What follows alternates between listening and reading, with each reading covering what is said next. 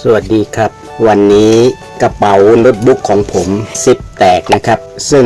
ถ้าจะเปลี่ยนซิปเนี่ยคิดว่าจะหาซิปรุ่นนี้ไม่ได้นะครับแล้วก็ผมเคยมีประสบการณ์นะครับว่าเคยใช้ครีมบีบหัวซิปนะครับที่แตกแล้วก็หักไปเลยนะครับซึ่งผมจะเตือนทุกคนเลยนะครับว่าอย่าใช้ครีมในการบีบหัวซิปเด็ดขาดนะครับเนื่องจากว่าวัสดุบางอย่างนะครับที่ใช้ทำซิปนี่นะครับที่แข็งนะครับมันจะเปาะนะครับถ้าเราบีบครั้งเดียวก็แตกเลยนะครับแต่ว่าถ้าเป็นโลหะที่เหนียวนะครับมันจะยืดหยุ่นได้นิดหน่อยนะครับเวลาเราบีบเข้ามันก็จะอ้าอีกนะครับใช้ไปนานๆเพราะอ้าเราบีบอีกก็มีโอกาสที่จะหักอีกนะครับส่วนถ้าจะเป็นพลาสติกส่วนใหญ่ก็จะเปาะนะครับวันนี้ผมจะมาแสดงวิธีการนะครับเพื่อให้ซิปกลับมาใช้ได้ใหม่ครั้งหนึ่งนะครับโดยที่ไม่ต้องไปเปลี่ยนซิปนะครับบางทีค่าเปลี่ยนก็แพงนะครับทั้งไม่ทำให้บางทีซิปรุ่นเดียวกันกับที่เราใช้กับกระเป๋าของเราเนี่ยมันไม่มีรุ่นเดียวกันนะครับหาซื้อไม่ได้นะครับไม่ว่าจะเป็นซิปกางเกงซิปกระเป๋าซิปรองเท้านะครับอย่าใช้ครีมบีบโดยเด็ดขาดนะครับบางคนก็ใช้ครีมปากนกแก้วนะครับในการบีบเข้าไปนะครับลักษณะอย่างนี้นะครับแล้วก็ปากจิ้งจกก็มีนะครับบางคนก็ใช้ครีมอย่างนี้ปากจิ้งจกนะครับแล้วก็ครีมปากแบนเรียบนะครับอย่างนี้นะครับไม่ควรจะใช้นะครับซึ่งถ้าเราใช้เนี่ยกระเป๋าเราเสื้อเราหรือว่ากางเกงของเราอาจจะลายจากเราไปเลยนะครับไม่สามารถหาซิปรุ่นเดียวกันมาเปลี่ยนได้นะครับลองดูสังเกตที่กระเป๋าของผมนะครับจะมี2เส้นนะครับซิปเส้นนี้นะครับก็เคยมี2อันนะครับ2หัวนะครับพอซิปมันแตกนะครับผมใช้ครีมบีบนะครับบีบตรงนี้มันจะหักไปเลยนะครับส่วนตัวนี้นะครับตัวนี้ก็ยังใช้ได้อยู่นะครับฝั่งนี้นะครับฝั่งนี้ยังใช้ได้อยู่นะครับส่วนฝั่งนี้แตกแล้วนะครับคราวนี้ผมจะแก้ไขโดยวิธีง่ายๆนะครับให้สามารถกลับมาใช้ใหม่นะครับสิ่งที่เราต้องมีก็คือพลาสติกแข็งนะครับนี่นะครับพลาสติกแข็งที่เราจะห่อหุ้มอะไรมาก็ได้ที่เราซื้อมาแล้วก็ไม่ได้ใช้แล้วเก็บไว้นะครับจะมีความหนาอยู่นิดนึงนะครับแล้วก็จะมีการไกลนะครับเพื่อใช้ตัดพลาสติกนะครับส่วนสาเหตุที่ซิปแตกส่วนใหญ่นะครับก็จะเกิดจากการอ้านะครับถ้าเป็นเหล็กเหนียวนะครับจะอ้าแล้วก็เวลาเราบีบเข้าไปนะครับใช้ครีมบีบเข้าไปเนี่ยครั้ง2 ครั้งได้นะครับแต่ว่าถ้าเป็นเหล็กเหนียวเนี่ยถ้าบีบแล้วมันไม่แตกเนี่ยหมายความว่ามันเหนียวนะครับเหนียวมันก็จะอ้าอีกนะครับมันแตกยากหน่อยถ้าเหล็กเหนียวแต่ว่าถ้ามันอ้าแล้วเราบีบเข้าไปหลายๆครั้งนะครับมันก็มีโอกาสที่จะหักนะครับส่วนถ้าเป็นอย่างนี้นะครับลักษณะอย่างนี้จะเปาะนะครับถ้าเป็นเหล็กแข็งแต่ว่าเปาะนะครับถ้าเราใช้ครีมปักจิ้งจกนะครับไปบีบตรงนี้นะครับมีโอกาสแตกหักสูงนะครับเนื่องจากข้างล่างนี้นะครับซิปเส้นนี้นะครับได้แตกไปแล้วนะครับคราวนี้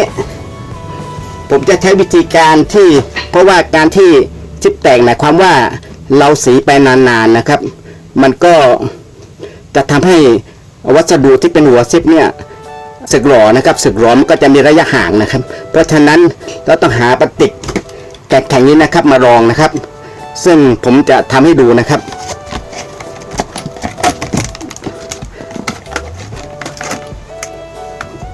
นี่ครับผมจะตัดให้ดูก่อนนะครับตัดเป็นเส้นยาวเลยนะครับ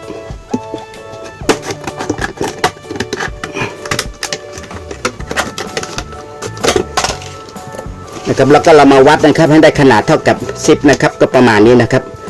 ความกว้างนะครับ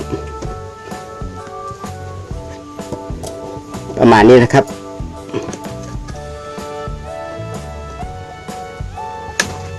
ตัดให้ยาวไปเลยนะครับ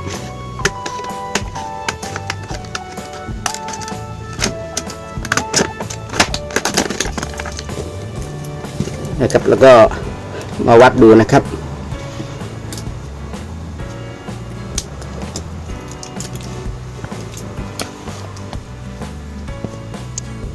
วัดขนาดดูนะครับว่าเท่ากันหรือยังนะ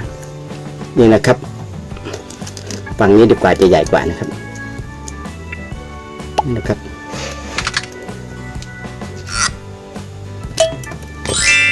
ับแล้วก็เราจะบากร่องตรงกลางนะครับให้ตรงกลางเนี่ยให้เป็นขนาดเท่ากับแกนระหว่างด้านล่างหัวซิปด้านล่างกับด้านบนเนี่ยครับจะมีแกนอยู่นะครับเราก็จะบากกลางนะครับ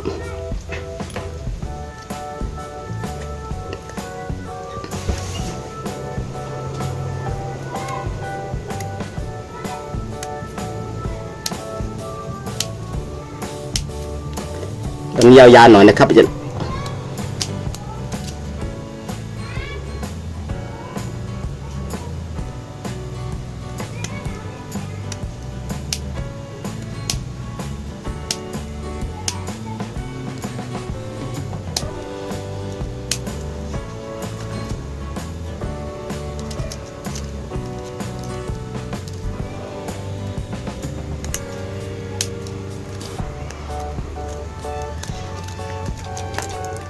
เสร็จแล้วก็ตัดตรงนี้เลยครับ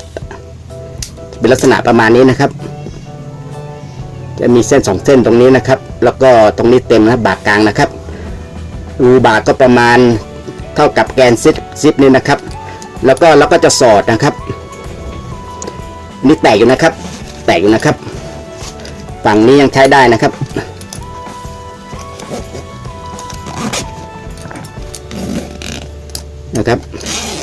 ฝั่งนี้แตกแล้วนะครับเพราะฉะนั้นเราจะต้องรองให้ความหนาของที่ล็อกซิปจากข้างล่างข้างบนเนี่ยให้มันหนาเท่าเดิมนะครับก็คือใช้แผ่นพลาสติกที่มีความหนาแล้วก็แข็งๆหน่อยนะครับใส่เข้าไปแทนที่นะครับนี่ผมจะใส่สอดๆตรงนี้นะครับสอดเข้าไปนะครับดึงไปนะครับดึงให้สุดเลยนะครับพอสุดเสร็จนะครับคราวนี้ตัวนี้ที่เราต้องตัดให้ยาวหน่อยเพื่ออะไรนะครับจะได้มัดให้ติดกับข้างหน้านี้นะครับจะมัดให้ติดเลยนะครับ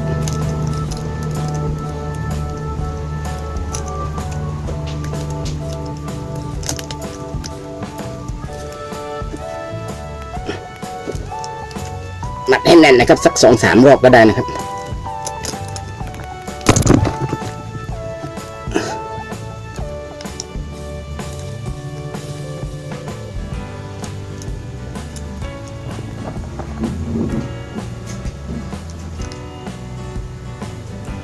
มัดเสร็จแล้วก็ตัดเลยนะครับแล้วก็ถอยให้สุดเลยนะครับพอถอยสุดแล้วนะครับให้ดูนะครับ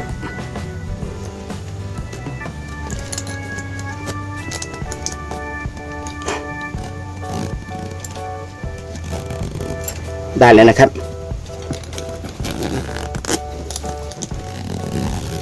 ได้นะครับจะฝืดหน่อยนึงแต่ว่าถ้าจะให้ลื่นก็อาจจะทาเทียนเข้าไปนะครับจำไว้นะครับเทียนไม่ได้แก้ซิปแตกนะครับแต่ว่าเทียนเนี่ยทำให้ซิปมันลื่นแล้วก็จะทำให้สึกล้อช้าหน่อยแล้วก็จะทำให้เสียงช้าหน่อยนะครับเห็นไหมครับได้แล้วนะครับไม่ต้องใช้ครีมนะครับเดี๋ยวหัวซิปจะแตกนะครับง่ายๆนะครับหวังว่าจะมีประโยชน์สำหรับทุกท่านนะครับเพราะว่าทุกท่านก็คงต้องใช้ซิปกันทั้งนั้นนะครับครับสวัสดีครับถ้าท่านชอบคลิปนี้โปรดกดไลค์ถ้าท่านคิดว่าคลิปนี้พอมีประโยชน์กับคนที่ท่านรักและคนที่ท่านหวังดีโปรดกดแชร์และถ้าท่านคิดว่าช่องนี้พอมีประโยชน์กับชีวิตท่านบ้างโปรดกดติดตามได้เลยนะครับ